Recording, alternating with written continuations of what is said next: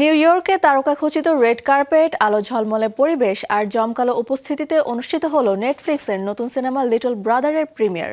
প্রিয় তারকাদের একসঙ্গে দেখতে ভিড় জমে অনুরাগীদের। অ্যাকশন আর কমেডির মিশেলে তৈরি এই সিনেমা ইতিমধ্যেই ব্যাপক কৌতূহল তৈরি করেছে দর্শকদের মধ্যে।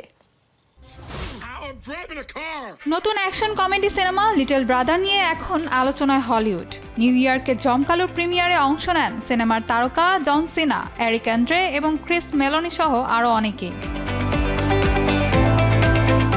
নেটফ্লিক্সের এই নতুন সিনেমায় জন সিনাকে দেখা যাবে একজন সফল রিয়েল এস্টেট এজেন্টের চরিত্রে। তার পরিকল্পিত জীবন হঠাৎই এলোমেলো হয়ে যায় যখন তার বিশৃঙ্খল ও অদ্ভুত স্বভাবের ছোট ভাই হঠাৎ করেই ফিরে আসে। এরপরই শুরু হয় হাস্যরস আর অ্যাকশনের মিশ্র এক অদ্ভুত যাত্রা। প্রিমিয়ারে এসে জন সিনা বলেন, কমেডি করা সবসময় চ্যালেঞ্জিং। কমেডি এমন একটি জগৎ যেখানে অনেক কৌতূহল কাজ করে না, কিন্তু সাহস নিয়ে চেষ্টা চালিয়ে যেতে হয়। হাসি মানুষের জন্য সত্যি ভালো ওষুধ।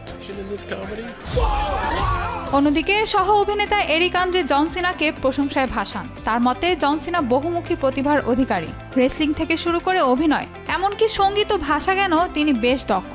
তার মতে সিনেমাটির জন্য জন সিনা ছিলেন সবচেয়ে উপযুক্ত নির্বাচন।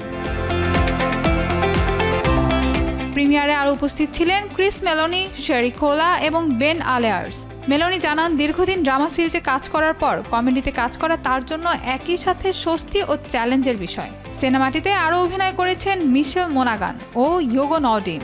সবশেষে নির্মাতারা জানিয়েছেন লিটল ব্রাদার নেটফ্লিক্সে মুক্তি পাবে আগামী 26শে জুন। Mahbuba Mustarin, showbiz tonight.